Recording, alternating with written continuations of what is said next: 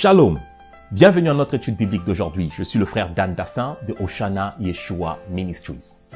Notre étude biblique d'aujourd'hui sera consacrée à la circoncision de la chair aussi bien qu'à la circoncision du cœur, qui sont deux sujets très controversés et qui sont liés à plusieurs doctrines de la parole de Dieu.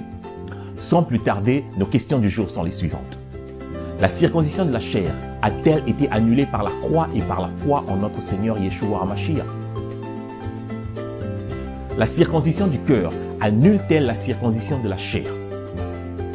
L'apôtre Paul enseigne-t-il l'abolition de la circoncision de la chair? Plusieurs personnes croient que la circoncision de la chair est révolue et n'a rien à voir avec la nouvelle alliance.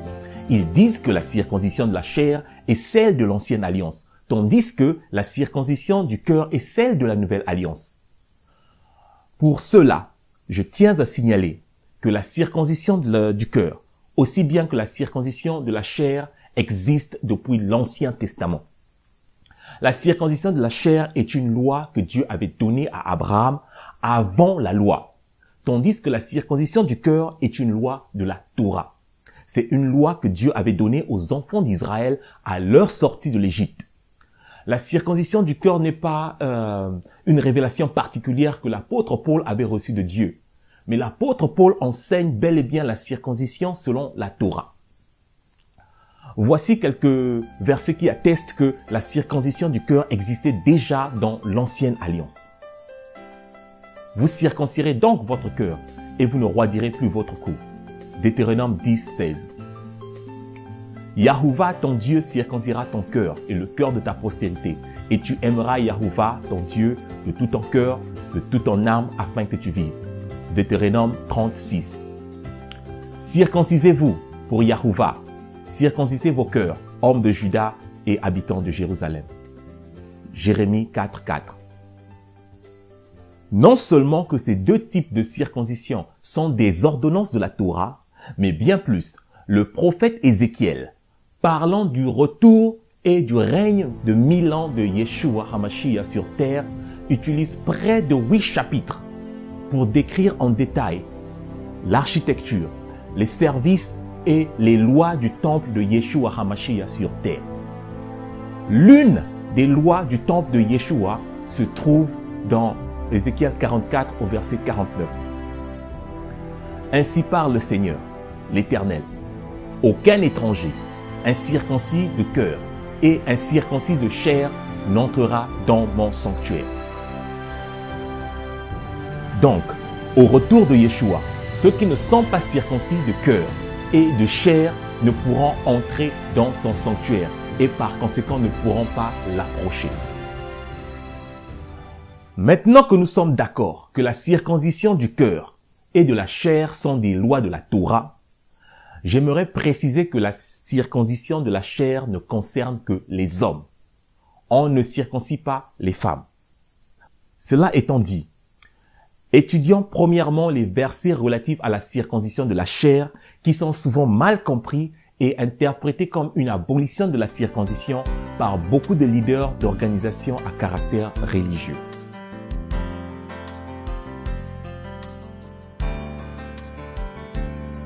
À la suite d'une discussion entre Paul et d'autres juifs sur la question de la circoncision des païens adultes, la conférence de Jérusalem fut convoquée au 1er siècle. Cette conférence réunissait les premiers apôtres de Yeshua, Paul, Barnabas et d'autres disciples juifs de Yeshua. Voyons à présent quel était l'avis des anciens de l'Église sur cette question de la circoncision des païens. Quelques hommes venus de la Judée enseignaient les frères en disant « Si vous n'êtes pas circoncis selon le rite de Moïse, vous ne pouvez être sauvés. » Paul et Barnabas eurent avec eux un débat et une vive discussion. Et les frères décidèrent que Paul et Barnabas et quelques-uns de leurs monteraient à Jérusalem vers les apôtres et les anciens pour traiter cette question. Il faut bien comprendre que le sujet qui engendre le débat et la discussion, c'est le fait que les frères venus de la Judée posent la circoncision comme condition ultime du salut des païens. Les frères juifs qui ont cru en Yeshua HaMashiach disent aux frères païens, qui pourtant ont aussi cru en Yeshua, que si vous n'êtes pas circoncis selon le rite de Moïse, vous ne pouvez pas être sauvés. Pour l'apôtre Paul, cette assertion des frères juifs annule le fait que Yeshua est le seul chemin du salut pour l'humanité. Je répète, nous avons ici un groupe de juifs, tous croyant en Yeshua, mais divisés en deux sur la question du salut concernant les païens. Pour Barnabas et Paul, les païens obtiennent le salut ou la justification de leurs péchés antérieurs lorsqu'ils acceptent la foi en Yeshua HaMashiach. Pour les autres frères juifs, pourtant croyant en Yeshua HaMashiach, la croyance en Yeshua ne suffit pas pour justifier les péchés des païens. Ils insistent que les païens ne peuvent être justifiés que lorsqu'ils ont fait couler leur propre sang au travers de la circoncision selon le rite de Moïse. Maintenant, il faut se poser la question de savoir qu'est-ce que la circoncision selon le rite de Moïse. Il convient de mentionner que dans toute la Bible, personne n'a jamais été justifié par la circoncision seule. La circoncision selon les rites de Moïse n'existe même pas dans la Torah. Mais c'est une tradition inventée par les pharisiens après leur retour de Babylone. C'est une loi rabbinique ou une halakha. Je m'explique. Lorsque les pharisiens parlent de circoncision selon le rite de Moïse, ils ne parlent pas d'une simple opération chirurgicale de 5 minutes de l'ablation du prépuce. Mais ils font référence à tout un processus de conversion au judaïsme antique qui dure à peu près 3 ans à 7 ans, selon les cas.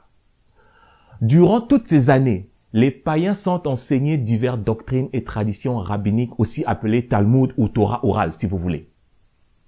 Ce n'est qu'après avoir absorbé ces doctrines rabbiniques et avoir passé avec succès toutes les épreuves ou examens de ces doctrines que les païens sont circoncis puis déclarés justes ou justifiés par les rabbins. Donc, la circoncision est le dernier acte de la conversion au judaïsme antique. Dans le judaïsme antique, tout ce long processus de conversion en obéissance à ces halakas ou lois rabbiniques est appelé circoncision. Et parfois, l'apôtre Paul assimile ce type de circoncision et les autres lois rabbiniques au terme œuvre de la loi, œuvre étant au pluriel. D'après les manuscrits de la mer Morte trouvés dans les cavernes de Qumran, qui datent de près de 300 ans à 200 ans avant Yeshua HaMashiach, le terme œuvre de la loi, œuvre étant au pluriel, ou précepte de la Torah, ou encore Mahaseh Torah en hébreu ancien, est compris comme une interprétation littérale de la Torah par les sacrificateurs lévis qui sont en majorité les auteurs de ces manuscrits de Qumran. Mais tandis que la dynastie des sacrificateurs lévis était en plein déclin, l'époque des pharisiens ou des rabbins pharisiens ne faisait que commencer. Les pharisiens ont usurpé la même expression, Mahaseh Torah, ou œuvre de la loi, non pour désigner une interprétation littérale de la Torah comme le faisaient les prêtres lévis de Qumran, mais pour désigner leur propre tradition ou loi rabbinique. On peut comprendre facilement ceci en comparant les lettres de Paul, les manuscrits de Qumran et les Mishnah des rabbins. Maintenant, si nous voulons utiliser des mots modernes, nous dirons que les œuvres de la loi est l'équivalent de ce que les Juifs appellent tradition rabbinique ou Talmud. Ne vous inquiétez pas, je vais bientôt revenir sur la circoncision. Mais avant tout, il nous faut comprendre certains termes que l'apôtre Paul utilise dans ses lettres pour bien appréhender sa pensée sur la circoncision et même sur la Torah. À cet effet, nous allons remplacer dans les écrits de l'apôtre Paul le terme œuvre de la loi, œuvre étant au pluriel, par sa définition moderne qui est les traditions rabbiniques. Galates 3:10. Car tous ceux qui s'attachent aux traditions rabbiniques sont sous la malédiction. Car il est écrit, maudit est quiconque n'observe pas tout ce qui est écrit dans le livre de la Torah et ne le met pas en pratique. Pour notre Seigneur Yeshua HaMashiach, ainsi que pour l'apôtre Paul, cette tradition talmudique ou tradition des hommes est une rébellion contre la Torah de Dieu. Et toute rébellion contre la Torah de Dieu attire la malédiction comme stipulé dans Deutéronome 28 à partir du du verset 15. C'est dans ce même contexte que Yeshua, notre Seigneur et Sauveur, disait aux pharisiens: hypocrites, Ésaïe a bien prophétisé sur vous. Ainsi qu'il est écrit, ce peuple m'honore des lèvres, mais son cœur est éloigné de moi.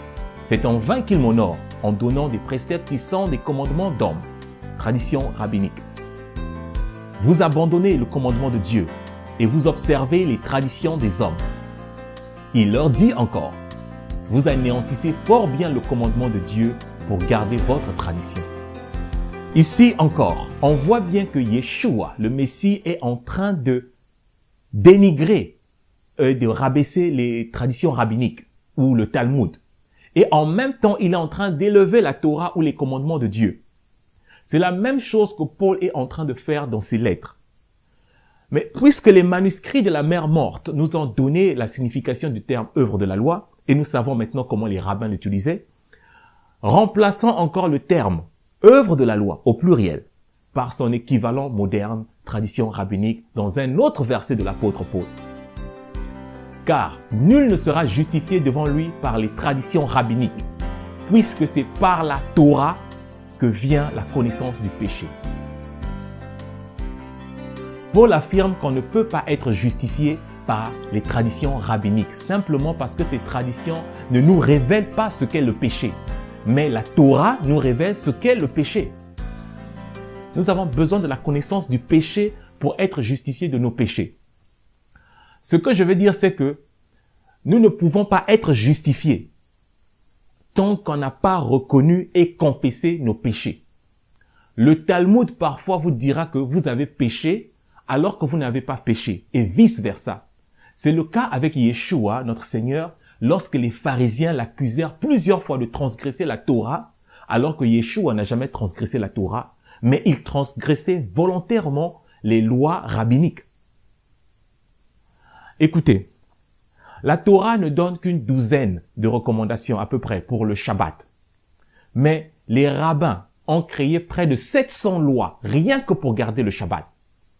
Par exemple, si je me gratte et la barbe et puis je perds un poil le jour du Shabbat, c'est considéré comme péché par le Talmud. C'est pour cela que Yeshua disait: ils lient des fardeaux pesants et les mettent sur les épaules des hommes, mais ils ne veulent pas les remuer du doigt. Dans la même lancée, Yeshua disait encore aux pharisiens: vous empêchez les gens de suivre la loi de Dieu, annulant ainsi la parole de Dieu par votre tradition que vous avez établie, et vous faites encore beaucoup d'autres choses semblables. Les traditions rabbiniques déforment ou vont souvent à l'encontre de la loi de Dieu. Un simple exemple est le suivant. Dans Exode 12, au verset 2, Dieu dit à Moïse que le mois de Nissan sera le premier mois de l'année pour les Israélites. Le premier mois du calendrier de Dieu. Donc, 13 jours avant la fête de Péchag ou la fête de Pâques, c'est le début de l'année ou le Rosh Hashanah, littéralement la tête de l'année. Ceci se passe entre mars et avril du calendrier grégorien. Mais il y a bien longtemps de cela, un groupe de rabbins au cours d'une réunion décidèrent que le début de l'année ou le Rosh Hashanah sera désormais le mois de Tishri, normalement le 7e mois selon le calendrier que Dieu avait donné aux Israélites. Et ça se situe généralement entre septembre et octobre du calendrier grégorien.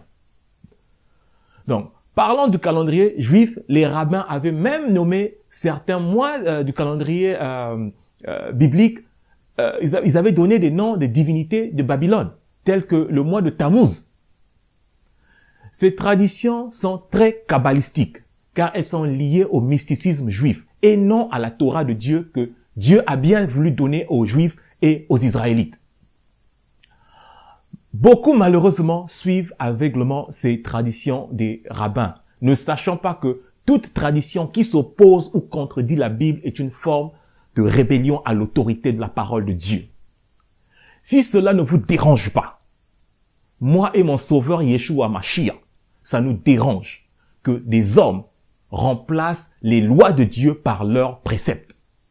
Et je mets en garde quiconque tentera de venir me dire que ces dérives rabbiniques condamnées par Yeshua HaMashiach sont maintenant, par magie, acceptables. À présent, revenons à la circoncision. Dans Acte 15, les Juifs croyant en Yeshua disent aux païens qui ont également cru que si vous n'êtes pas circoncis selon le rite de Moïse, vous ne pouvez être sauvés. En bref, ils disent aux païens, pas de salut sans circoncision. Cela engendre une vive discussion qui les conduit à se rendre à Jérusalem auprès des apôtres et des anciens pour trouver une solution. Une fois à Jérusalem, les apôtres Pierre et Jacques donnent leur avis par rapport à la question du salut des païens et en rapport avec la circoncision comme moyen du salut. L'apôtre Pierre dit, « Et Dieu qui connaît les cœurs leur a rendu témoignage en leur donnant le Saint-Esprit comme à nous. Il n'a fait aucune différence entre nous, Juifs, et eux, païens, ayant purifié leur cœur par la foi. Maintenant donc, pourquoi tentez-vous Dieu en mettant sur le cou des disciples un joug que ni nous, ni nos pères n'avons pu porter? Mais c'est par la grâce du Seigneur Yeshua que nous croyons être sauvés de la même manière qu'eux. » L'apôtre Pierre précise que la même grâce de Yeshua qui a sauvé les Juifs a aussi sauvé les païens, étant donné que les païens aussi ont reçu le Ruach HaKodesh ou le Saint-Esprit. Donc, en Yeshua, il n'y a ni Juifs ni païens en rapport à la question du salut. L'apôtre Pierre pose une question importante qui est souvent interprétée hors de son contexte lorsqu'il dit « Maintenant donc, pourquoi tentez-vous Dieu en mettant sur le cou des disciples un joug que ni nous ni nos pères n'avons pu porter ?» La question qu'on doit se poser ici est la suivante. De quel joug ou fardeau l'apôtre Pierre parle-t-il? Si vous me suiviez bien depuis le début, vous comprendrez que la circoncision selon les rites de Moïse, dont les frères juifs font référence ici, n'est qu'une tradition talmudique des hommes et non la circoncision simplement comme telle qu'elle a été donnée à notre ancêtre Abraham et prescrite à Moïse dans la loi. Donc, parlant du joug ou fardeau, l'apôtre Pierre se réfère à ce que son maître Yeshua HaMashiach appelle joug. Maintenant, posons-nous la question, qu'est-ce que le joug ou le fardeau selon Yeshua, le maître de Pierre, et notre maître à tous d'ailleurs? Yeshua exprime clairement que le joug ou le fardeau, ce sont les traditions que les pharisiens mettent sur les gens. Lorsqu'il dit dans Matthieu 23, 4, « Ils lient des fardeaux pesants et les mettent sur les épaules des hommes, mais ils ne veulent pas les remuer du doigt. » Donc Pierre ne parle pas de la loi de Dieu lorsqu'il parle du joug, mais il parle de la loi traditionnelle des rabbins. Je vous rappelle que Pierre est un disciple accompli de Yeshua. Donc forcément, un disciple accompli, en tant que disciple accompli de Yeshua, il voit les choses de la même manière que son maître. Or, pour le maître Yeshua, la tradition talmudique des rabbins ou la Torah orale avait couvert la précieuse Torah écrite de Dieu. C'est pour cela que Yeshua, notre sauveur, répétait aux pharisiens la prophétie d'Ésaïe. Yeshua leur répondit, « Hypocrite, Ésaïe a bien prophétisé sur vous, ainsi qu'il est écrit, « Ce peuple m'honore des lèvres, mais son cœur est éloigné de moi. C'est en vain qu'il m'honore, en donnant des préceptes qui sont des commandements d'hommes. » Tradition du Talmud. Vous abandonnez le commandement de Dieu et vous observez les traditions des hommes. Il leur dit encore, « Vous anéantissez fort bien le commandement de Dieu pour garder votre tradition. » Donc, le joug dont parle Pierre, ce sont les traditions des rabbins qui, ni eux, ni leurs pères n'ont pu porter conformément à ce que Yeshua HaMashiach lui-même témoigne. Mais la Torah de Dieu est un joug léger. C'est le joug de Yeshua. Et même l'apôtre Jean ajoute, car l'amour de Dieu consiste à garder ses commandements. Et ses commandements ne sont pas pénibles. Oui, les commandements de Dieu ne sont pas pénibles. Ce n'est pas un fardeau comme le Talmud et les autres lois rabbiniques. Continuons avec la résolution sur le conflit dans le livre des Actes des Apôtres à partir du chapitre 15. L'apôtre Jacques conclut la discussion en ces termes. C'est pourquoi je suis d'avis qu'on ne crée pas de difficulté à ceux des païens qui se convertissent à Dieu, mais qu'on leur écrive de s'abstenir des souillures d'idoles, de l'impudicité, des animaux étouffés et du sang. Car depuis bien des générations, Moïse a dans chaque ville des gens qui le prêchent, puisqu'on le lit tous les jours de Shabbat dans les synagogues. L'apôtre Jacques donne 4 recommandations de base pour les païens qui viennent nouvellement à Dieu. Mais ce ne sont pas les seules recommandations pour les païens. Le verset 21 de Acte 15 va nous le démontrer. Mais voyons d'abord les 4 recommandations données par Jacques. Premièrement, s'abstenir des souillures d'idoles.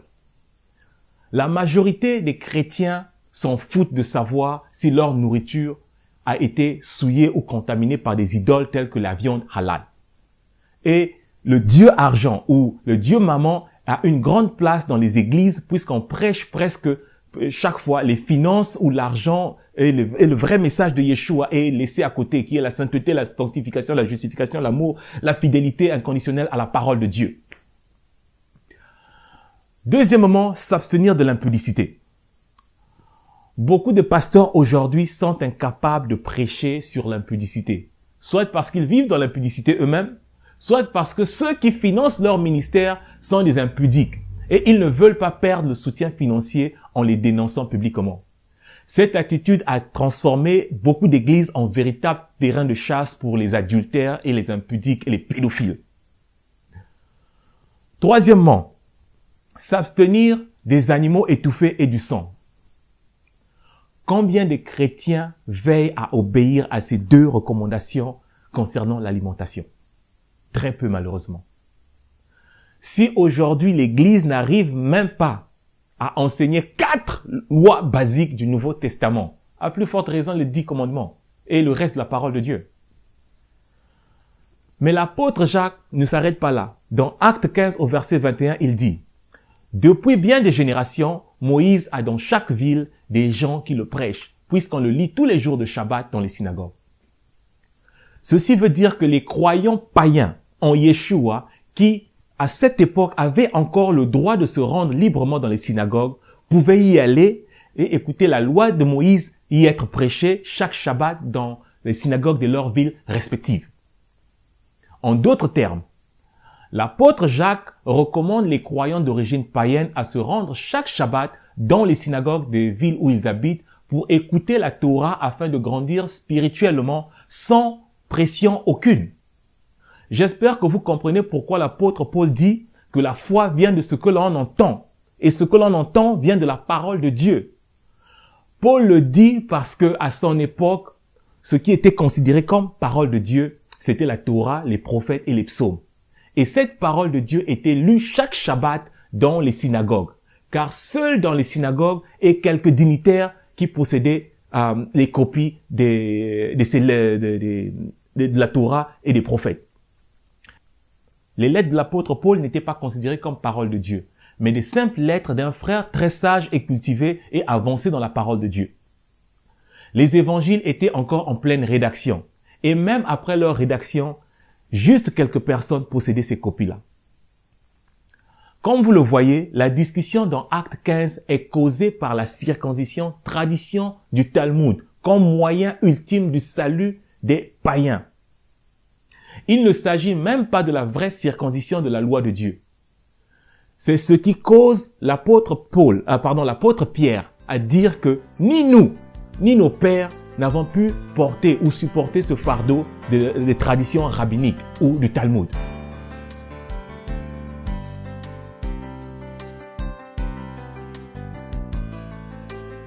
Dans le livre des Actes des Apôtres, au chapitre 21, nous voyons une scène dans laquelle la Bible nous dit que l'apôtre Paul était faussement accusé d'enseigner contre la loi de Moïse et contre la circoncision des enfants.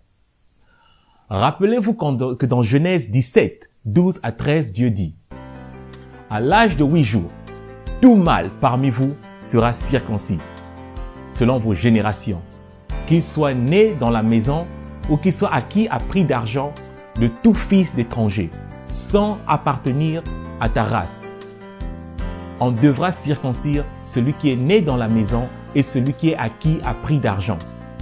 Mon alliance sera dans votre chair une alliance perpétuelle. Tout enfant mâle doit être circoncis. Et c'est une loi perpétuelle. Je tiens à signaler que le mot perpétuel utilisé ici est le mot hébreu olam. C'est le même mot utilisé pour qualifier Dieu, El Olam, c'est-à-dire le Dieu éternel. Maintenant, si l'éternité de cette alliance de la circoncision de la chair est annulée, cela mettrait en cause l'éternité même de Dieu qui a annoncé ou prononcé cette alliance. À présent, voyons rapidement ce qui se passe dans Actes 21. Tu vois, frère, combien de milliers de Juifs ont cru, et tous sont zélés pour la Torah. Or, ils ont appris que tu enseignes à tous les Juifs qui sont parmi les païens à renoncer à Moïse, leur disant de ne pas circoncire les enfants et de ne pas se conformer aux coutumes. Que faire donc? Sans aucun doute, la multitude se rassemblera, car on saura que tu es venu. C'est pourquoi fais ce que nous allons te dire. Il y a parmi nous 4 hommes qui ont fait un vœu. Prends-les avec toi, purifie-toi avec eux, et pourvois à leurs dépenses, afin qu'ils se rasent la tête. Et ainsi, tous sauront que ce qu'ils ont entendu dire sur ton compte est faux, mais que toi aussi, tu te conduis en observateur de la Torah. Donc, quand les Juifs de Jérusalem entendent les fausses rumeurs selon lesquelles Paul prêchait contre la loi de Moïse et contre la circoncision des enfants, ils voient en lui un faux prophète, puisque la Bible dit dans Deutéronome 13 que même si une personne fait des prodiges au milieu de vous et qu'après cela il vous enseigne à vous éloigner de la loi de Dieu, vous devez considérer une telle personne comme un faux prophète. Mais les apôtres et les disciples de Yeshua, qui sont informés sur l'enseignement réel de Paul, savent qu'il n'enseigne pas contre la circoncision ni contre la loi de Moïse. C'est pour cela que les apôtres disent à Paul, « Ainsi, tous sauront que ce qu'ils ont entendu dire sur ton compte est faux, mais que toi aussi tu te conduis en observateur de la Torah. » Ceci démontre bien que les anciens disciples, les anciens de Jérusalem savent bien que Paul n'enseigne pas des mauvaises pratiques, mais il enseigne la loi selon Yeshua et non selon les pharisiens. Nous pouvons donc conclure que même les apôtres savaient que Paul n'enseignait pas contre la loi ou contre la circoncision des enfants.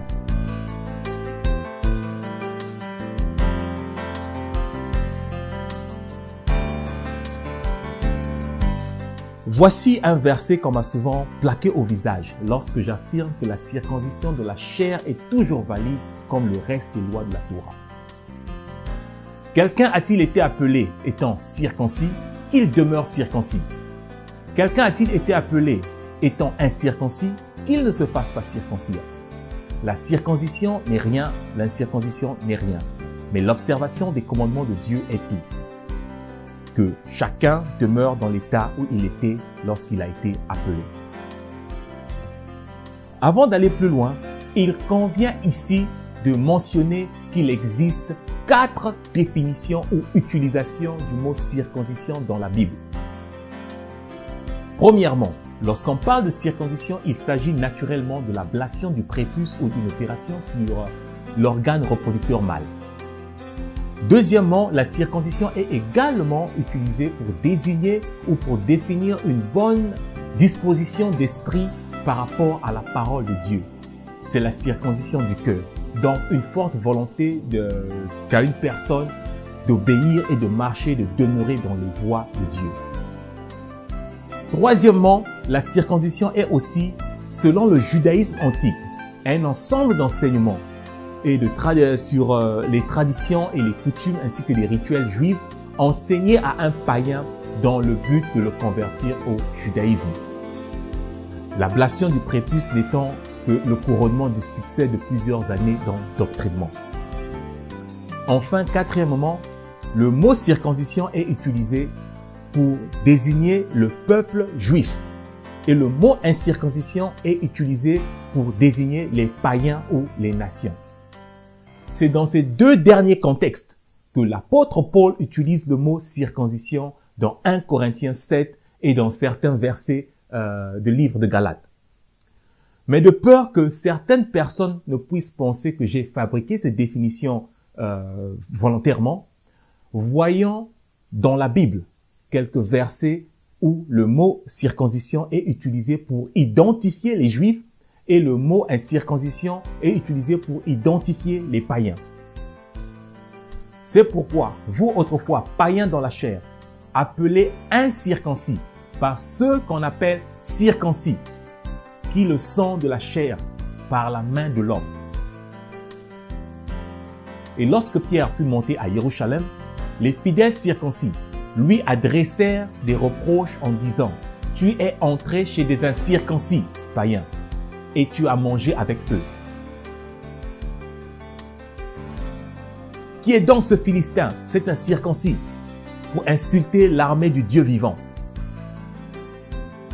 Puisqu'il y a un seul Dieu qui justifiera par la foi les circoncis et par la foi les incirconcis.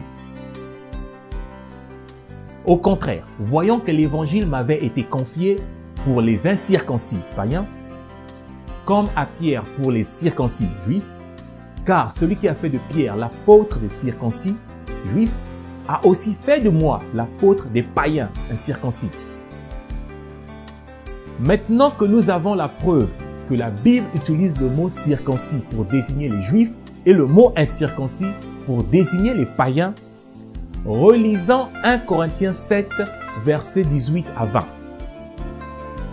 Quelqu'un a-t-il été appelé étant circoncis, qu'il demeure circoncis? Quelqu'un a-t-il été appelé étant incirconcis, qu'il ne se fasse pas circoncis? La circoncision n'est rien et l'incirconcision n'est rien, mais l'observation des commandements de Dieu est tout. Que chacun demeure dans l'état où il était lorsqu'il a été appelé. Écoutez, lorsque l'apôtre Paul dit « Quelqu'un a-t-il été appelé étant circoncis, qu'il demeure circoncis ?» Il est évident qu'il ne parle pas de la circoncision physique ou de l'ablation du prépuce, car lorsqu'on est circoncis dans la chair, on ne peut que le demeurer à vie. On ne peut pas inverser la circoncision de la chair, car une fois que la chair du sexe mâle a été coupée, cette chair ne repousse plus jamais. Ce que Paul dit ici, c'est ceci. Quelqu'un a-t-il été appelé étant circoncis, donc juif, qu'il demeure circoncis, donc juif? Quelqu'un a-t-il été appelé étant incirconcis, donc païen, qu'il ne se fasse pas circoncire, donc qu'il ne se fasse pas juif par conversion? Être juif n'est rien et être païen n'est rien, mais l'observation des commandements de Dieu est tout. Vous voyez que Paul insiste que l'observation des commandements d'Élohim est tout. Donc pour l'apôtre Paul, votre nationalité est de peu d'importance, mais que vous soyez juif ou que vous soyez païen, ce qui compte, c'est que vous observiez les commandements de Dieu ou la Torah. Et si vous vous mettiez à observer les commandements de Dieu, vous seriez aussi obligé de vous circoncire, car c'est l'un des commandements de la Torah. Pour ceux-là qui disent que l'apôtre Pierre a enseigné l'abolition de la loi de Dieu, je crois que vous aurez du mal à le prouver, car Paul dit lui-même, ce qui compte, c'est que vous observiez les commandements de Dieu. Vous voyez qu'il est important de comprendre le vocabulaire et le langage biblique selon la perspective hébraïque et aussi de rester dans le contexte pour appréhender ce que Paul dit réellement.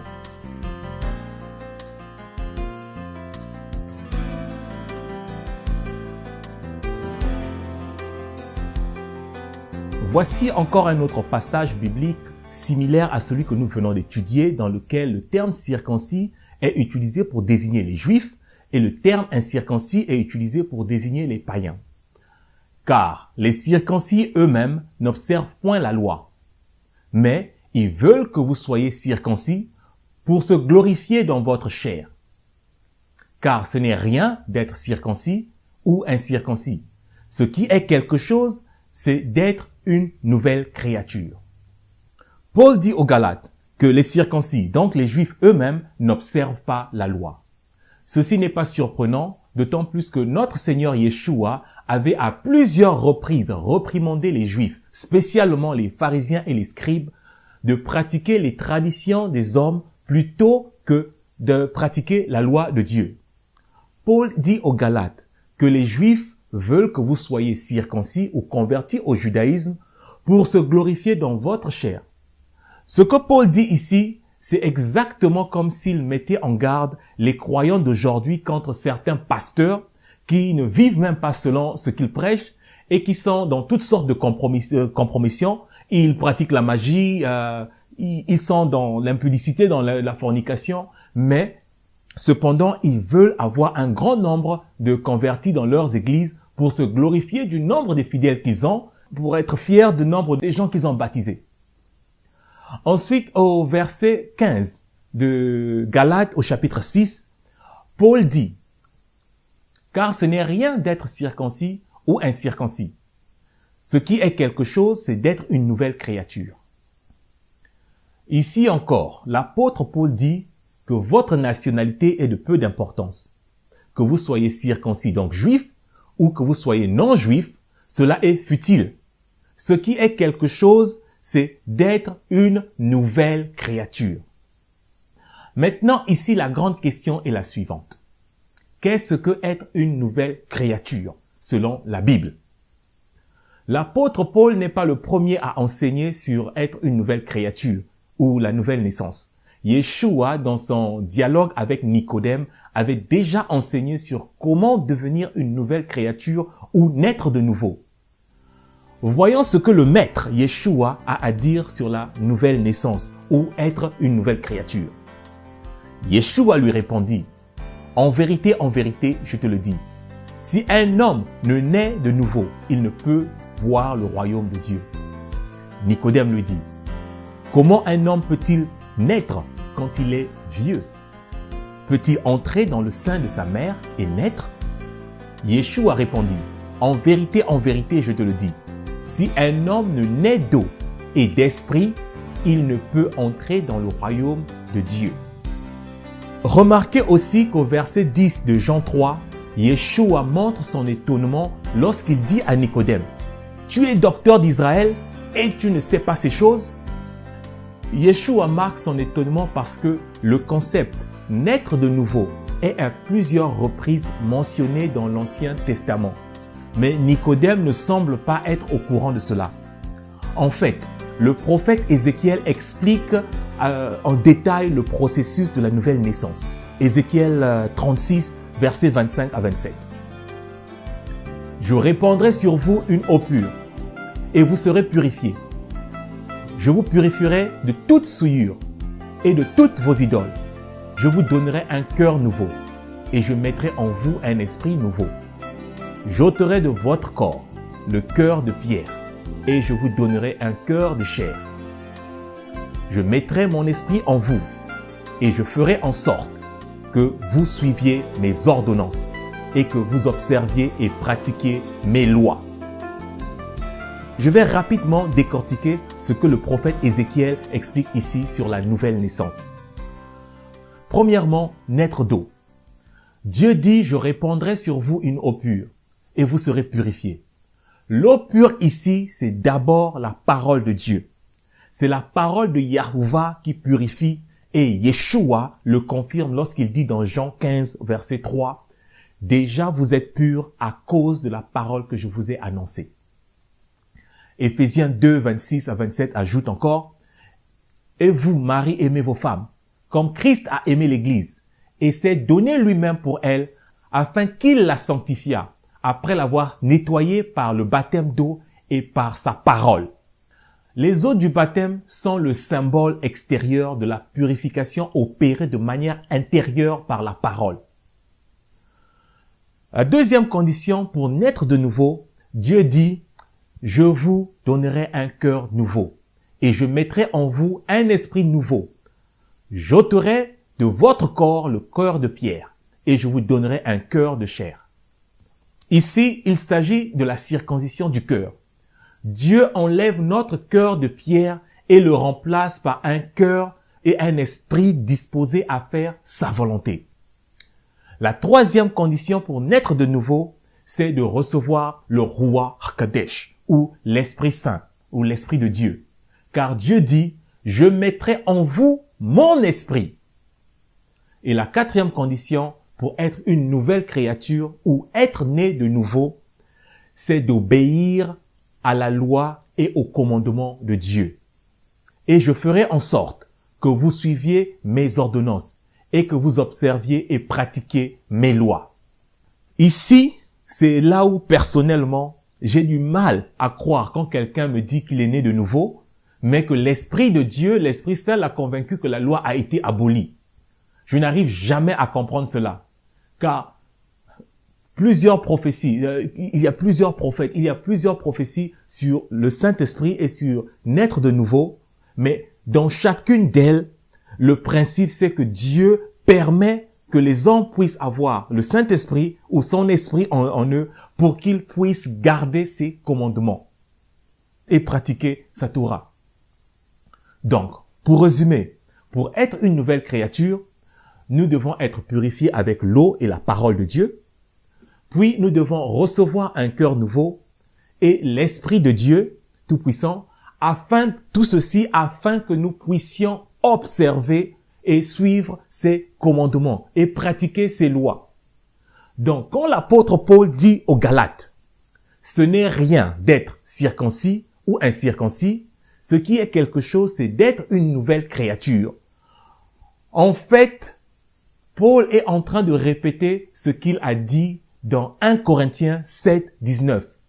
La circoncision n'est rien, l'incirconcision n'est rien, mais l'observation des commandements de Dieu est tout.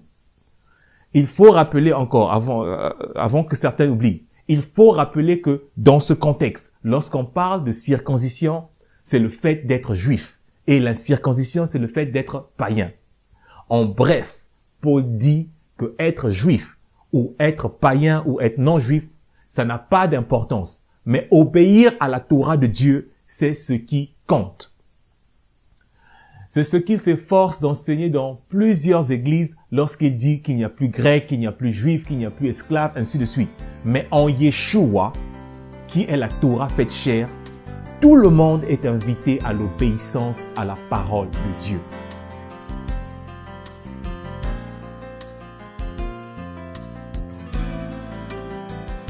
À présent, passons à une étude de quelques versets de l'Épître aux Romains relative à la circoncision. Mais avant d'aller plus loin, je tiens à signaler que la lettre aux Romains n'est pas destinée aux païens. Je répète, la lettre aux Romains n'est pas destinée aux païens, mais elle est destinée aux Juifs vivant à Rome. Il est impératif de savoir à qui est adressée la lettre aux Romains afin d'en mieux comprendre le contenu. Je vais vous donner rapidement quelques versets comme preuve que l'apôtre Paul s'adresse aux Juifs de Rome. Toi qui te donnes le nom de Juif, qui te repose sur la loi, qui te glorifie de Dieu, qui connaît sa volonté, qui apprécie la différence des choses, étant instruit par la loi. Un autre verset qui prouve que l'apôtre Paul s'adressait aux Juifs de Rome est le suivant. Ignorez vos frères, car je parle à des gens qui connaissent la loi. Écoutez, si vous avez encore des doutes que ce n'est pas aux Juifs de Rome que Paul écrit, patientez et vous serez éclairés au fur et à mesure que nous avançons dans l'étude des textes, des lettres de l'apôtre Paul aux Romains. Ceci étant dit, revenons à notre sujet du jour qui est la circoncision. L'apôtre Paul écrit aux Juifs de Rome, qui sont tous circoncis de la chair, soit dès leur naissance, soit par conversion au judaïsme lorsqu'ils étaient adultes. Donc, il n'est pas question de leur demander de se circoncire à nouveau dans la chair, Mais Paul reproche à ces Juifs de Rome de ne pas observer la loi de Dieu et de se vanter ou de se flatter d'être justifiés parce qu'ils sont simplement Juifs et circoncis. C'est ce que Paul dit dans Romains 2, 17 à 24. Toi qui te donnes le nom de Juif, qui te repose sur la loi, qui te glorifie de Dieu, qui connaît sa volonté, qui apprécie la différence des choses, étant instruit par la loi. Toi qui te flattes d'être le conducteur des aveugles, la lumière de ceux qui sont dans les ténèbres, le docteur des insensés, le maître des ignorants, parce que tu as dans la Torah la règle de la science et de la vérité. Toi donc qui enseignes les autres, tu ne t'enseignes pas toi-même? Toi qui prêches de ne pas dérober, tu dérobes. Toi qui dis de ne pas commettre adultère, tu commets l'adultère. Toi qui as en abomination les idoles, tu commets des sacrilèges. Toi qui te fais une gloire de la Torah, tu déshonores Dieu par ta transgression de la Torah. Car le nom de Dieu est à cause de vous blasphémé parmi les païens, comme cela est écrit. Paul reproche aux Juifs de Rome de se vanter ou de se flatter d'avoir la Torah et d'être juifs, mais cependant, ils déshonorent la même Torah en la transgressant. Et Paul leur rappelle la prophétie d'Ézéchiel qui dit que le saint nom de Dieu est blasphémé à travers les nations païennes à cause de leur mauvais comportement qui ne reflète pas les valeurs de la Torah qui leur a été confiée. Étant donné que ces Juifs se glorifient du fait qu'ils sont juifs et circoncis, Paul leur rappelle que la circoncision de la chair est utile seulement si tu obéis à la Torah. Mais si tu transgresses la Torah, ta circoncision devient incirconcision. Paul leur dit, la circoncision est utile si tu mets en pratique la loi. Mais si tu transgresses la loi, ta circoncision devient incirconcision. Pour vous expliquer cela de manière claire, je vais faire un parallèle avec certains chrétiens d'aujourd'hui. Il y a certains chrétiens qui vivent comme des démons. Ils sont dans toutes sortes de compromissions, ils volent, ils sont fornicateurs, adultères, ils pratiquent le mensonge, la calomnie, ils sont envieux, ivrognes et j'en passe. Mais si vous allez leur dire que votre vie ne reflète pas les valeurs de Yeshua ou les valeurs de la Bible, ils vous diront « Pourquoi me juges-tu » ? J'ai été baptisé et j'ai accepté Jésus-Christ dans mon cœur en répétant la prière du pécheur. C'est exactement ce que font les Juifs, ces Juifs de Rome, qui croient que parce qu'ils sont nés Juifs et sont circoncis, ils sont donc forcément dans la faveur de Dieu. Et Paul se fait une mission de leur rappeler que tant que vous transgressez la Torah, vous n'êtes même pas différent des païens, même si vous êtes Juifs et circoncis. Et Paul continue son attaque en disant, si donc l'incirconcis, le païen, observe les ordonnances de la Torah, son incirconcision ne sera-t-elle pas tenue pour circoncision? L'incirconcis de nature qui accomplit la Torah ne te condamnera-t-il pas, toi qui la transgresses, tout en ayant la lettre de la Torah et la circoncision? Paul dit aux Juifs de Rome que le païen qui observe la loi est plus juste que vous qui pourtant avez la Torah écrite, mais qui l'a transgressée.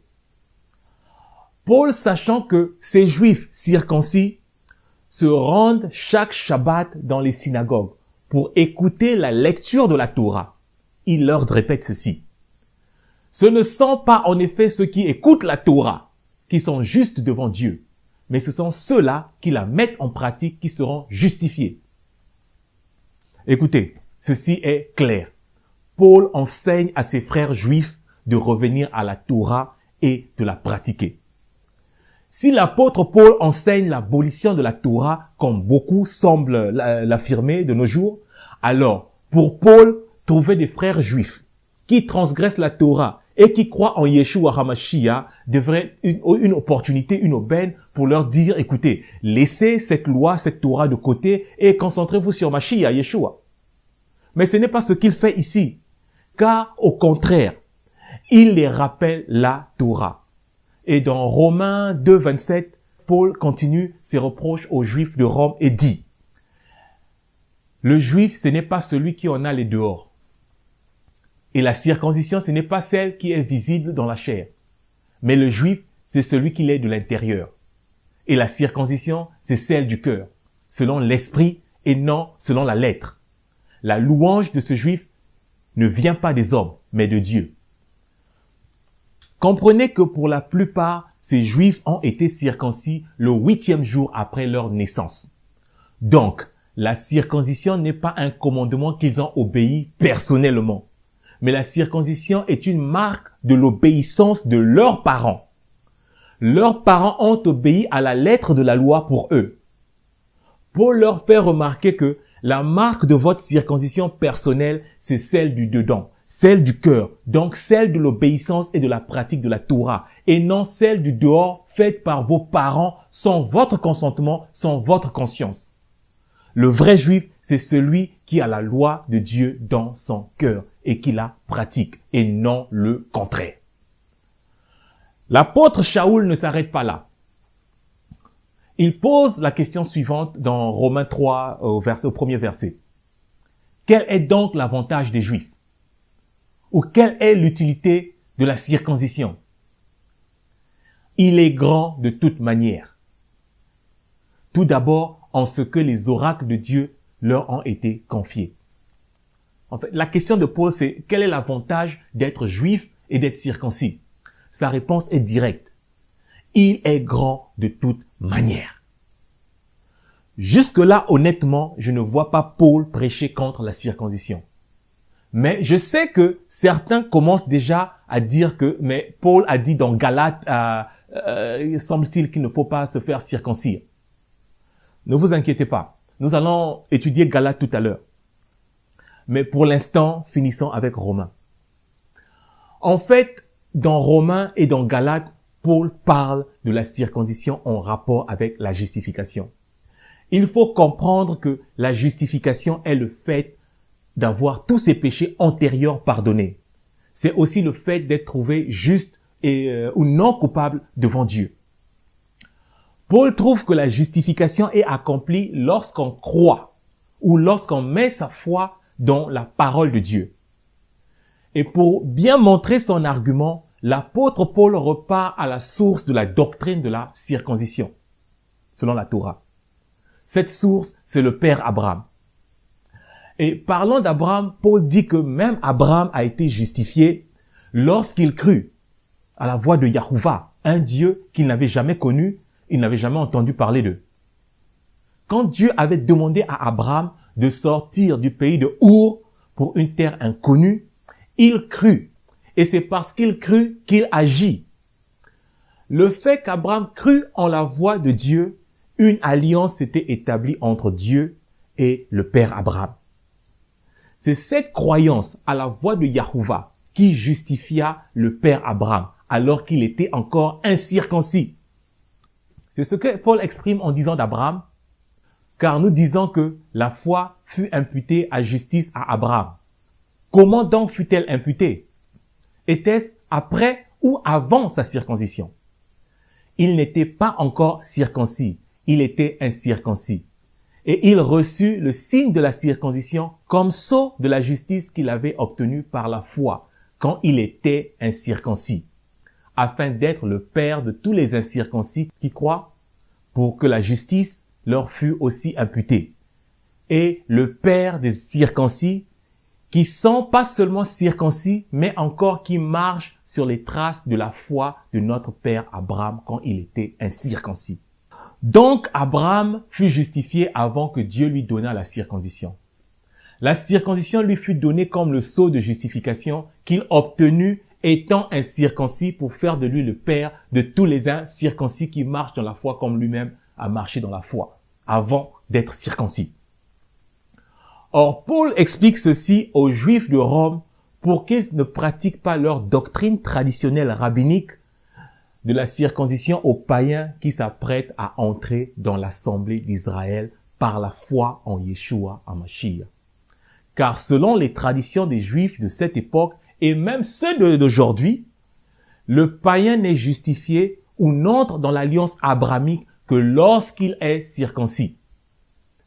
Ici, il n'est pas question de l'annulation de la loi de la circoncision, mais c'est un problème de la charrue avant les bœufs. Je répète, c'est un problème de la charrue avant les bœufs. La question principale est la suivante. Est-on justifié ou sauvé par la circoncision ou par la foi avant d'être circoncis, comme le Père Abraham? Vous voyez que Paul enseigne aux Juifs de Rome les principes fondamentaux du salut selon la Torah et demande poliment à ses frères juifs de mettre les doctrines traditionnelles rabbiniques de côté car elles s'opposent au principe du salut des païens et des juifs selon la Torah.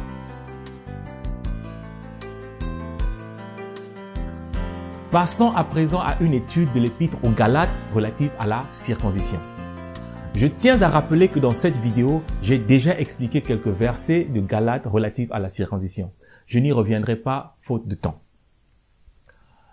Pour comprendre de quoi Paul parle dans Galates, il nous faut remettre la lettre aux Galates dans son contexte. Pour cela, nous devons repartir et voir ce qui s'est passé durant le premier voyage de Paul dans la région de Galate. Nous allons donc repartir dans le livre des Actes des Apôtres au chapitre 13 à partir du verset 13. Paul et ses compagnons s'étant embarqués à Paphos, se rendirent à Perge, en Pamphylie.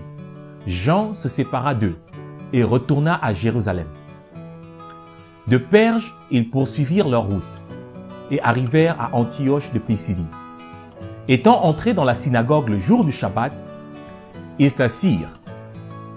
Après la lecture de la Torah et des prophètes, le chef de la synagogue leur envoyèrent dire « Hommes frères, si vous avez quelques exhortations à adresser au peuple, parlez. » Paul se leva et ayant fait signe de la main, il dit « Hommes israélites, et vous qui craignez Dieu, écoutez. » Ensuite, Paul continue son discours sur l'histoire d'Israël et débouche sur le salut en Yeshua HaMashiach.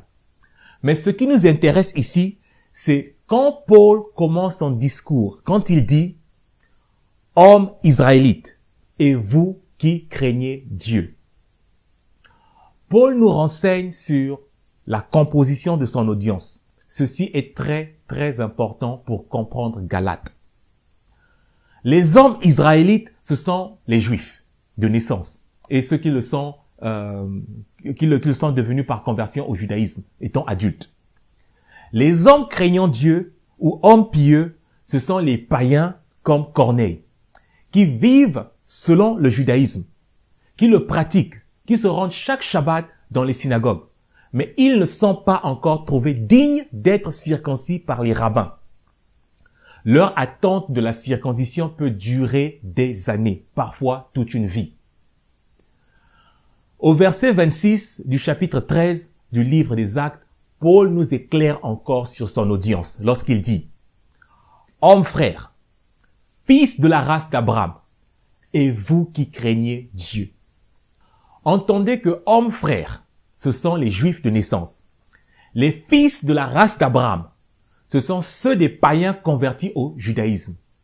Et ceux qui craignent Dieu, ou les hommes craignant Dieu, ce sont les païens qui attendent la décision des rabbins sur leur justification, leur salut ou leur conversion au judaïsme.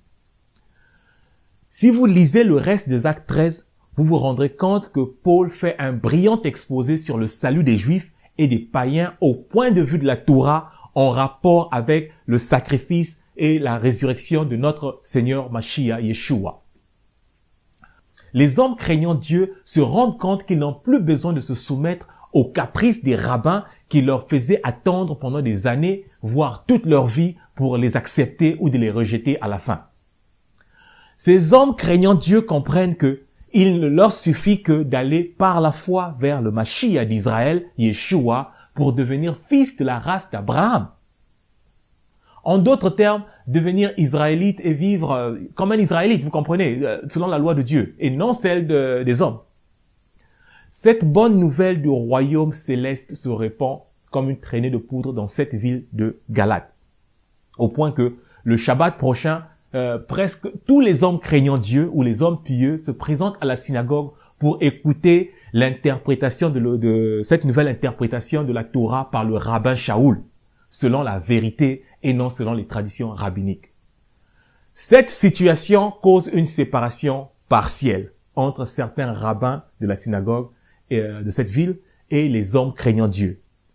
Séparation partielle parce que les hommes craignant Dieu se sont soustraits de l'autorité des rabbins pour le salut de leurs âmes. Mais ils se rendent toujours, chaque Shabbat, dans les synagogues pour écouter la Torah y être lue. Après une vive persécution organisée par les rabbins, Paul et Barnabas laissent les hommes craignant Dieu et les rabbins dans cet état de tension. Paul continue son voyage à travers la région de Galate, puis vient s'installer temporairement en Syrie.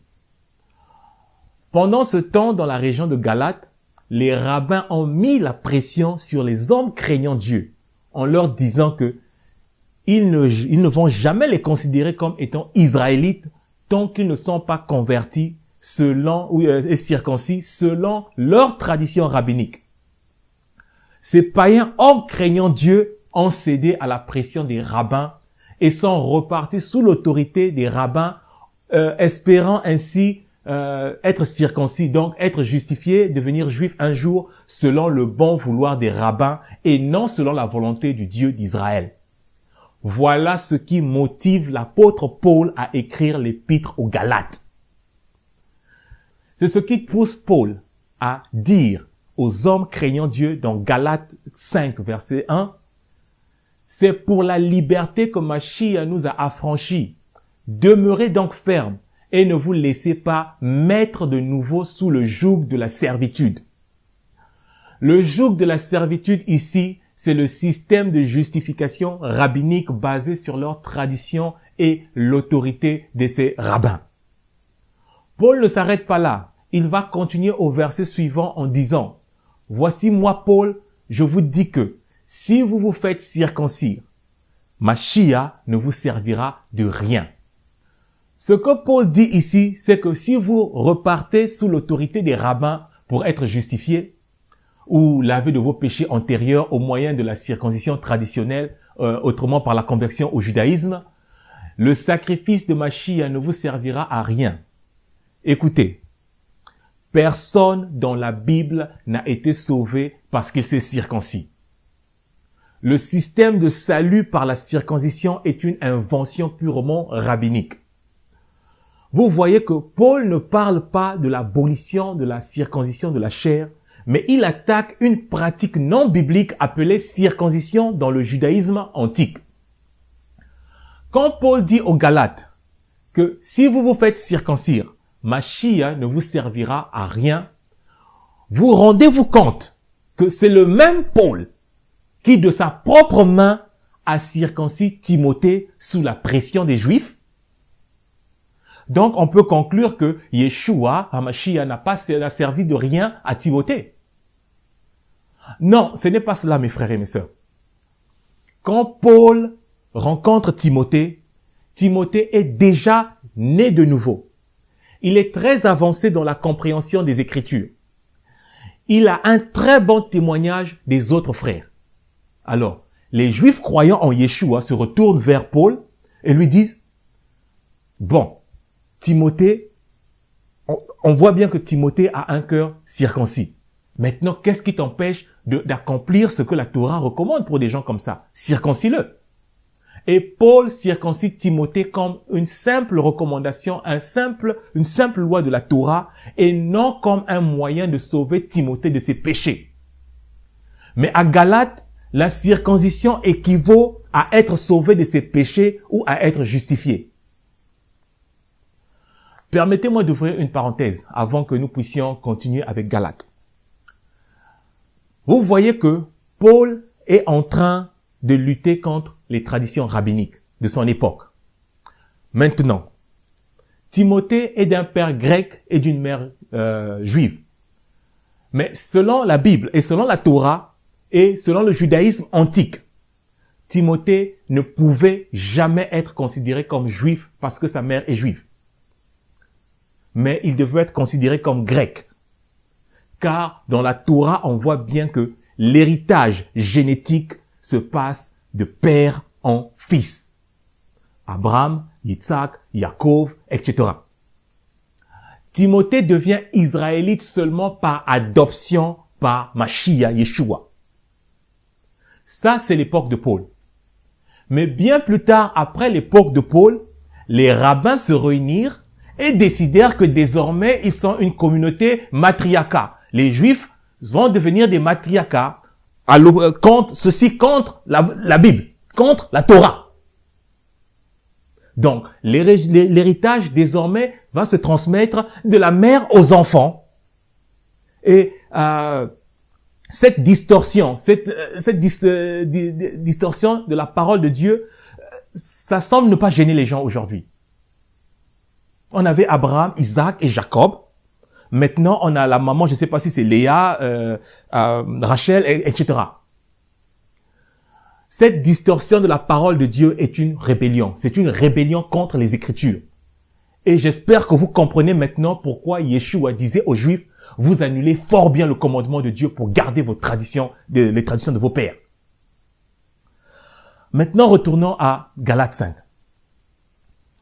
Selon le contexte de Galates, il semble que les rabbins aient présenté leur tradition aux hommes craignant Dieu, comme faisant partie de la loi ou de la Torah. D'ailleurs, c'est ce que font toujours les rabbins jusqu'aujourd'hui. Tous les rabbins que j'ai rencontrés, c'est comme ça qu'ils se comportent. Paul emboîte le pas pour dire aux Galates que dans leurs circonstances actuelles, même la Torah, la loi ne peut pas leur justifier. Paul dit aux Galates que si vous pensez qu'obéir à une seule loi de Dieu va vous justifier, alors vous vous trompez. Il vous faudra obéir à toutes les lois de Dieu et ne plus jamais se pécher devant Dieu pour être juste. C'est pour cela que Paul dit au verset 3, « Je proteste encore une fois à tout homme qui se fait circoncire, qu'il est tenu de pratiquer la loi tout entière. » Paul leur indique que c'est Yeshua qui justifie de tout péché antérieur en leur disant « Vous êtes séparés de Mashiach, vous tous qui cherchez la justification dans la loi. Vous êtes déchus de la grâce. » La personne qui a péché contre la loi ne peut pas être justifiée par cette même loi. La loi va continuer à regarder cette personne comme transgresseur et digne d'être punie. Je prends un exemple dans la Bible. Lorsque le roi David avait convoité la femme d'Uri, lorsqu'il avait commis l'adultère avec la femme d'Uri, lorsque David avait été hypocrite envers Uri, et lorsqu'il assassina Uri, la loi voyait David comme transgresseur. Et il n'existe aucune loi dans la Bible pour réparer ces transgressions ou pour sauver le roi David de ses péchés. Il n'y a même pas une loi de sacrifice prévue pour justifier un meurtrier ou un adultère dans la Bible. La seule issue pour David était la mort. Le roi David ne pouvait pas être justifié de ses péchés par la loi. Et David, connaissant la loi, avait proclamé sa mort lui-même en disant qu'un tel homme doit mourir. David n'a eu la vie sauve qu'en implorant la grâce de Dieu. Et pour Paul, les hommes de Galate sont dans la même situation que le roi David lorsqu'il avait péché. Car ces Galates, pendant longtemps, ont été des idolâtres, ils ont été des meurtriers, ils ont fait tout ce qu'ils pouvaient faire. Maintenant, ils cherchaient la justification par rapport à la loi, mais la loi les regardait d'abord comme idolâtres, tant qu'ils n'avaient pas renoncé à cette idolâtrie et venir en Mashiach. Je tiens aussi à signaler qu'il existe deux genres de justification dans la Bible. La justification de celui qui a vécu dans le péché et la justification de celui qui a vécu dans l'obéissance à la loi de Dieu. Dans le cas de Galates, ils ont besoin de la justification des pécheurs. Je vais revenir tout à l'heure sur ces deux types de justification, mais pour l'instant, en repartant au chapitre 1 de Galates car c'est là que nous aurions dû commencer notre étude. Dans la lettre aux Galates, dans le chapitre 1, Paul nous indique un détail très important. Il nous indique qu'il va se mettre à parler des lois traditionnelles des rabbins lorsqu'il dit « Vous avez su, en effet, quelle était autrefois ma conduite dans le judaïsme, comment je persécutais à outrance et ravageais l'église de Dieu, et comment j'étais plus avancé dans le judaïsme que beaucoup de ceux de mon âge et de ma nation, étant animé d'un zèle excessif pour les traditions de mes pères. » Paul, dans l'introduction de sa lettre, donne aux Galates son curriculum vitae, ou son domaine de compétences avant qu'il ne rencontre le Mashiach. Il avait un zèle excessif pour les traditions de ses pères. Il dit ceci afin de faire comprendre aux Galates qu'il s'y connaît dans les traditions rabbiniques et qu'il pouvait en parler en qualité d'expert. Je tiens à préciser que plus tard, quand Paul défend ses convictions religieuses, il dit « Il ne saurait prouver ce dont il m'accuse maintenant. Je t'avoue bien que je sers le Dieu de mes pères, selon la voie qu'ils appellent une secte, croyant tout ce qui est écrit dans la loi et dans les prophètes. » Vous voyez la différence? Paul sert à présent le Dieu de ses pères, croyant tout ce qui est écrit dans la loi et dans les prophètes, contrairement à l'époque avant sa conversion où il croyait et servait les traditions rabbiniques de ses pères. Paul veut remettre la doctrine de la circoncision à sa place d'origine, car les rabbins pharisiens avaient fait de la doctrine de la circoncision la doctrine centrale de la justification pour eux-mêmes les Juifs et pour les païens. Et Paul insiste que la circoncision est un commandement comme les autres et non un commandement spécial qui mène au salut. Dans Galates 2, quand Paul se rend avec Tite à Jérusalem pour rencontrer les autres apôtres, il dit que Tite n'était même pas contraint de se circoncire comme préalable avant de s'assembler avec les apôtres. Pour bien comprendre ce qui se passe ou ce qui s'est passé avec Tite, je vais vous faire un parallèle avec la doctrine des baptêmes. Imaginez une assemblée ou une église où de nouvelles âmes arrivent pour se convertir. Et les anciens de cette assemblée disent « Tenez-vous à l'écart, vous n'avez pas le droit de manger avec nous, ni d'adorer Dieu ensemble avec nous. Mais nous allons d'abord vous enseigner pendant plusieurs années et nous allons, quand nous saurons que vous êtes vraiment mature, nous allons vous baptiser et quand vous serez purifiés, à ce moment-là, avec le baptême, quand vous serez purifiés, vous pourriez maintenant vous assembler, manger et adorer avec nous. » Je ne crois pas que les églises chrétiennes le font aujourd'hui, mais c'est à peu près de cette manière que fonctionnent les traditions rabbiniques de la circoncision. Tite n'est pas contraint de se faire circoncire parce que l'apôtre Pierre avait déjà reçu une vision dans ce sens. Et Corneille et sa famille qui attendaient la circoncision des rabbins avaient rejoint l'assemblée des saints sans préalable de circoncision. L'apôtre Paul est déterminé à prouver aux Galates qu'il va combattre les mauvaises doctrines, les doctrines traditionnelles rabbiniques partout où elles se trouvent. C'est pour cela que l'apôtre Paul leur raconte sa prise de bec avec l'apôtre Pierre dans Galates 2. Mais lorsque Céphas vint à Antioche, je lui résistai en face, parce qu'il était répréhensible. En effet, avant l'arrivée de quelques personnes envoyées par Jacques, il mangeait avec les païens. Et quand elles furent venues, il s'esquiva et se tint à l'écart par crainte de circoncis. Avec lui, les autres Juifs usèrent aussi de dissimulation, en sorte que Barnabas même fut entraîné par leur hypocrisie. Voyant qu'il ne marchait pas droit selon la vérité de l'Évangile, je dis à Céphas, en présence de tous, « Si toi qui es juif, tu vis à la manière des païens et non à la manière des Juifs, pourquoi forces-tu les païens à judaïser? Nous sommes juifs de naissance et non pécheurs d'entre les païens. À Antioche, Pierre mangeait avec les païens. Mais lorsque les autres Juifs venus de Jérusalem, envoyés par l'apôtre Jacques, arrivèrent, Pierre et Barnabas et les autres Juifs croyant en Yeshua qui étaient là, s'esquivèrent et évitèrent de manger avec les païens par crainte d'être critiqués par les Juifs venus de Jérusalem. En agissant de la sorte, Paul repart dans le respect de la tradition rabbinique, de ne pas s'associer avec les incirconcis.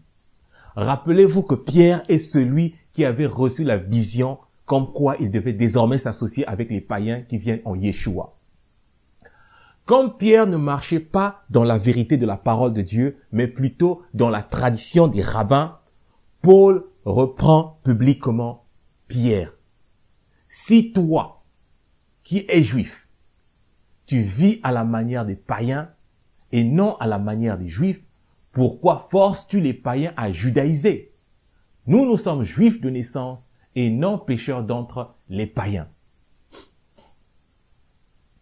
En fait, Paul dit à Pierre, si toi, qui es un juif, tu te comportes comme un païen par ton hypocrisie, et non à la manière d'un juif qui ne doit pas être hypocrite car la loi le lui interdit, alors pourquoi forces-tu les païens à intégrer la foi juive? Car le terme judaïser veut dire amener un païen à la foi juive. Mais puisque l'Église catholique, mère des prostituées, avait décidé que le terme judaïser devait être perçu comme négatif et péjoratif, tous ses enfants, sans exception, perçoivent le terme judaïser comme étant une chose négative. Ce qui se passe ici, c'est comme deux chrétiens qui vont évangéliser dans les rues. Et l'un des deux chrétiens réalise que l'autre est un menteur pathologique. C'est un impudique. Le premier chrétien lui fait des reproches en disant, si toi qui es chrétien, tu vis à la manière des païens, pourquoi forces-tu les païens à christianiser? Est-ce que là, le mot christianiser, ici tel qu'utilisé, est-il péjoratif? Il n'est pas péjoratif. Mais pourquoi le mot judaïser prend une connotation péjorative et négative? Je profite aussi de l'opportunité pour répondre à ceux-là qui m'accusent de judaïser. Oui, je judaïse. Je judaïse parce que mon maître Yeshua HaMashiach était juif de la tribu de Juda. Il a enseigné aux Juifs les mystères de Dieu dans la langue juive, dans un territoire juif. En plus, il a demandé à ses disciples, qui étaient tous des Juifs, de reprendre son enseignement tel qu'il a enseigné aux Juifs, en commençant à Juda, puis à travers le monde. Maintenant, si moi, qui reçois cet enseignement du Messie juif, transmis par des disciples juifs, je me comporte comme un Romain, je prie comme un Romain, je crois comme un Romain, je mange comme un Romain, cela veut dire que j'ai été romanisé. Cela sous-entend qu'il y a eu piratage de l'enseignement original du Messie juif. Si j'ai réellement reçu l'enseignement du Messie juif, je dois normalement être judaïsé. Donc, réfléchir, croire et manger, agir comme un juif. Donc, je suis coupable, oui, je judaïse. Revenons maintenant au livre de Galates. Au verset 16 du chapitre 2 de Galates, Paul ajoute, « Néanmoins, sachant que ce n'est pas par les œuvres de la loi que l'homme est justifié, mais par la foi en Yeshua HaMashiach, nous aussi, nous avons cru en Yeshua HaMashiach afin d'être justifiés par la foi en Mashiach et non par les œuvres de la loi, tradition rabbinique. Parce que nulle chair ne sera justifiée par les œuvres de la loi ou les traditions rabbiniques. » Je vous prie, rappelez-vous que nous avons étudié plutôt que dans les manuscrits de la mer morte trouvés dans les cavernes ou dans les caves de Qumran, que dans la langue hébraïque antique, l'expression œuvre de la loi devait se comprendre comme l'équivalent des doctrines traditionnelles rabbiniques et non la loi de Dieu. Donc, une fois encore ici, Paul dit qu'aucun homme n'est justifié par la pratique des traditions inventées par les rabbins. Mais nous sommes justifiés par la foi en Yeshua, notre Sauveur. Continuons avec les œuvres de la loi qui sont un ensemble de traditions mises en place par les rabbins pour, paraît-il, justifier les hommes. Dans Galates 3, 10, Paul dit « Car tous ceux qui s'attachent aux traditions rabbiniques, œuvres de la loi, sont sous la malédiction, car il est écrit « Maudit quiconque n'observe pas tout ce qui est écrit dans le livre de la Torah et ne le met pas en pratique. » Donc, si vous vous attachez aux œuvres de la loi ou aux traditions des rabbins, vous êtes sous la malédiction, car la Bible dit « Maudit quiconque n'obéit pas à la loi et ne la met pas en pratique. » Cela se trouve dans Deutéronome 28. Paul explique aux Galates que la désobéissance cause la malédiction. Et tous ceux qui s'attachent aux traditions des rabbins ou œuvres de la loi sont sous la malédiction, car beaucoup de ces traditions s'opposent à la loi de Dieu. Paul ne s'arrête pas là. Il dit au verset 13, « Christ nous a rachetés de la malédiction de la loi. » Paul ne parle pas de la loi comme la malédiction, mais plutôt de la malédiction contenue dans Deutéronome 28, comme nous venons de le voir. D'ailleurs, Paul n'est pas le seul qui parle de la malédiction contenue dans la loi. Le prophète Daniel, en son temps, l'a exprimé plus clairement que Paul. Nous n'avons pas écouté la voix de l'Éternel, notre Dieu, pour suivre ces lois qu'il avait mises devant nous par ses serviteurs, les prophètes. Tout Israël a transgressé ta loi et s'est détourné pour ne pas écouter ta voix. Alors se sont répandues sur nous les malédictions et les imprécations qui sont écrites dans la loi de Moïse, serviteur de Dieu, parce que nous avons péché contre Dieu. Vous voyez que Paul et Daniel parlent d'une malédiction qui est écrite dans la loi de Dieu. Elle est écrite quelque part dans la loi de Dieu. Ce n'est pas toute la loi de Dieu, mais elle est écrite quelque part dans la loi de Dieu. Et elle se répand sur nous lorsque nous sommes désobéissants à la parole de Dieu. Donc, Yeshua HaMashiach nous a rachetés de cette malédiction de Deutéronome 28. Continuons avec Galates 3 au verset 11 à 12.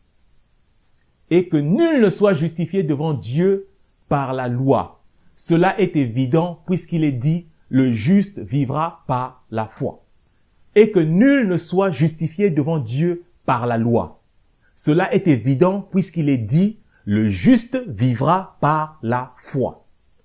Or, la loi ne procède pas de la foi, mais elle dit « celui qui mettra ces choses en pratique vivra par elles ». Ces deux versets demandent beaucoup d'attention. Mais commençons par le verset 11. Et que nul ne soit justifié devant Dieu par la loi. Ici, on a bien l'impression que Paul se contredit. Car souvenez-vous que dans Romains 2,13, Paul avait dit « Ce ne sont pas, en effet, ceux qui écoutent la loi qui sont justes devant Dieu, mais ce sont ceux-là qui la mettent en pratique qui seront justifiés. » Je connais des gens qui ont déclaré Paul comme étant faux prophète à cause de ce genre de contradiction. La plupart de ces personnes aujourd'hui ont même abandonné la foi en Dieu et même la croyance dans la Bible. Car ils y voient des contradictions partout. C'est ce qui se passe lorsqu'on étudie la Bible avec une vue occidentale et non hébraïque.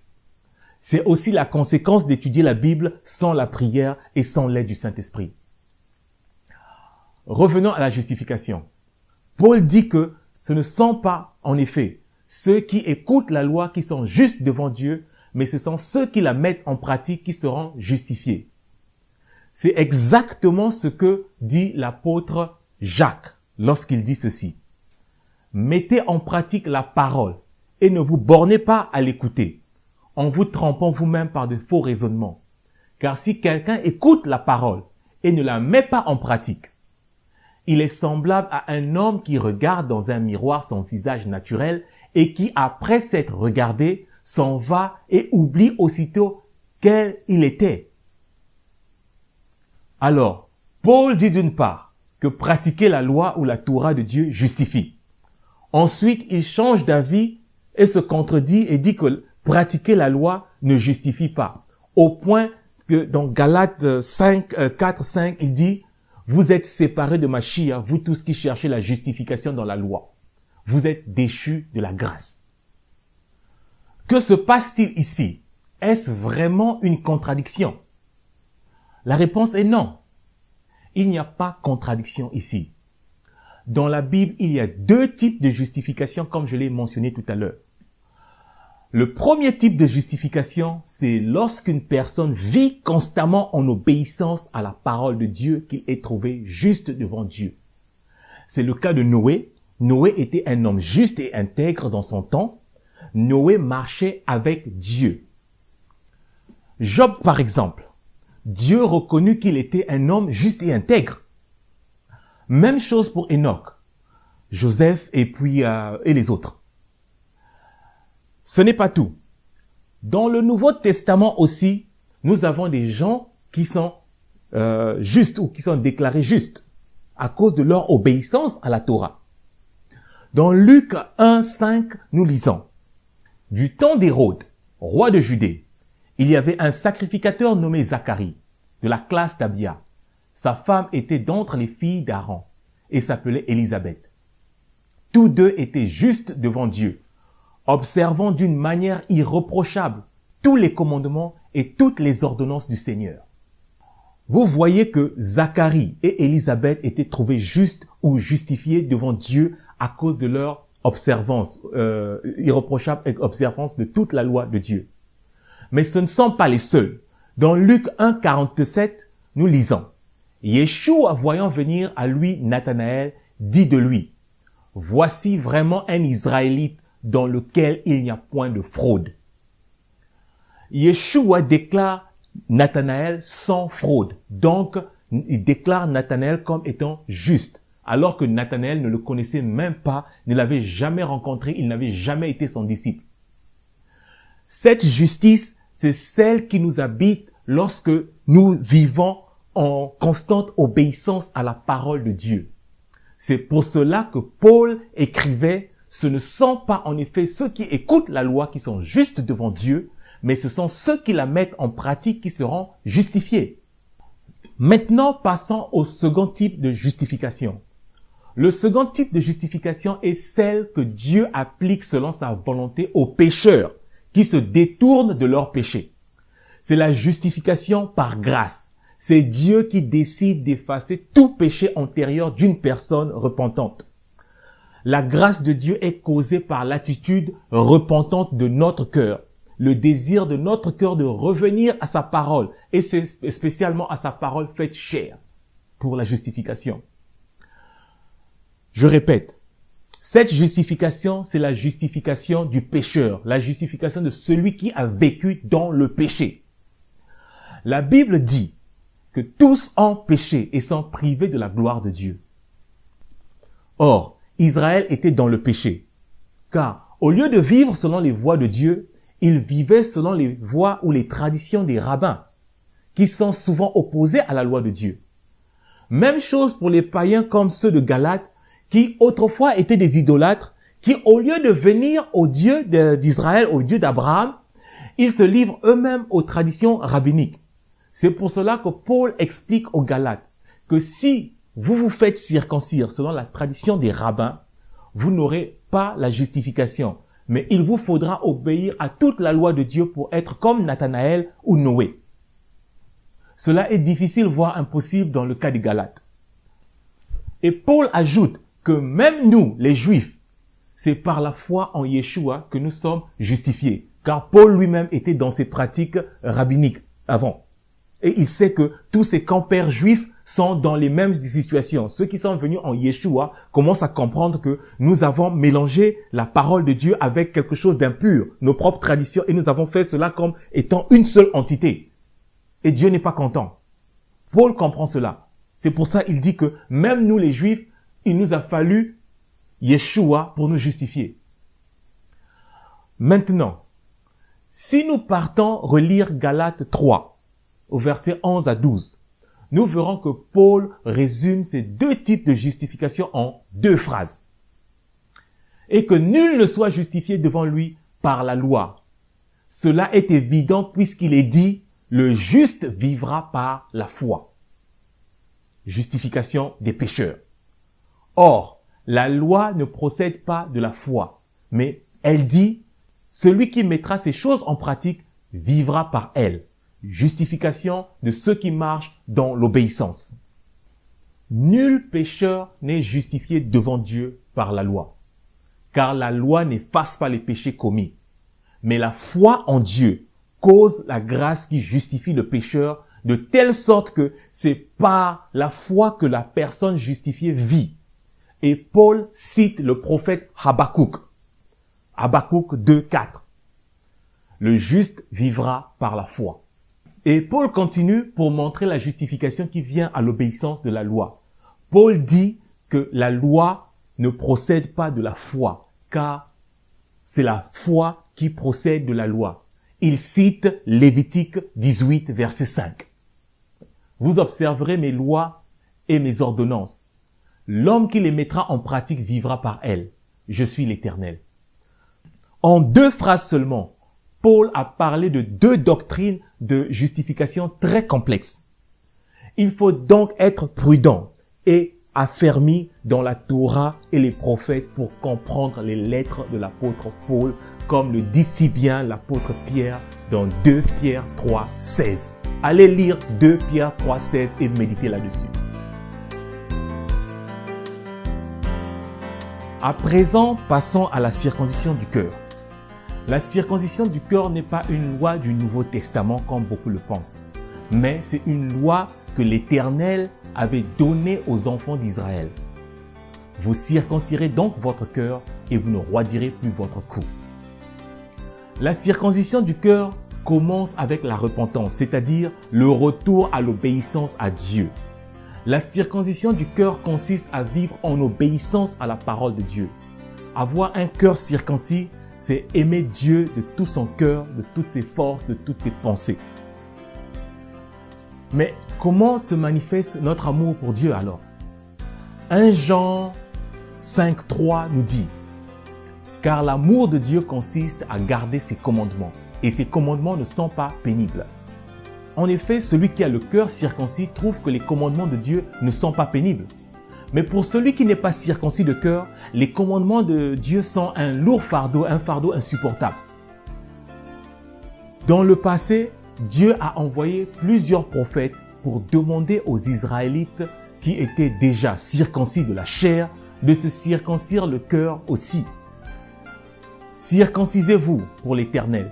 Circoncisez vos cœurs, hommes de Juda et habitants de Jérusalem, de peur que ma colère n'éclate comme un feu et ne s'enflamme sans qu'on puisse l'éteindre à cause de la méchanceté de vos actions.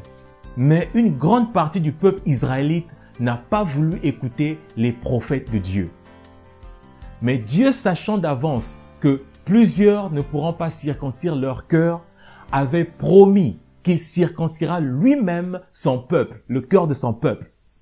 Yahuwah, ton Dieu, circoncira ton cœur et le cœur de ta postérité. Et tu aimeras Yahuwah, ton Dieu, de tout ton cœur, de toute ton âme, afin que tu vives. Cette promesse de la circoncision du cœur par Dieu lui-même a été manifestée par Yeshua, notre Seigneur et notre Sauveur.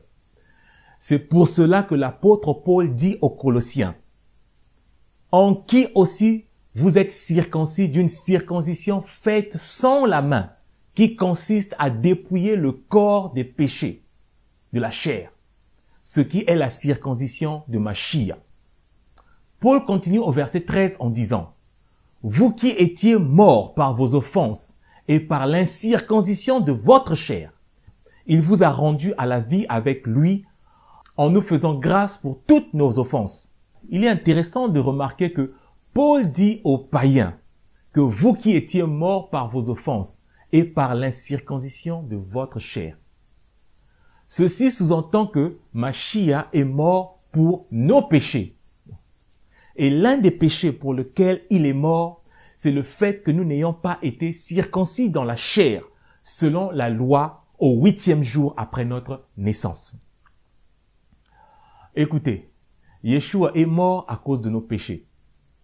Il est mort parce que nous étions ivrognes, adultères, menteurs, voleurs, etc. Puisqu'il nous a rachetés de nos péchés, nous ne devons plus être adultères, menteurs, voleurs et ivrognes, etc. C'est le même principe pour la circoncision. Mashiach est mort pour notre incirconcision. Maintenant, qu'il nous a pardonné, il nous appartient de nous circoncire dans la chair si nous ne l'avons pas encore fait. La circoncision de la chair est une loi que l'on obéit une seule fois dans la vie. Une seule fois. Tous ces des païens qui viennent en la foi en Yeshua sont aussi greffés à Israël, comme descendants d'Abraham selon la promesse qui a été faite.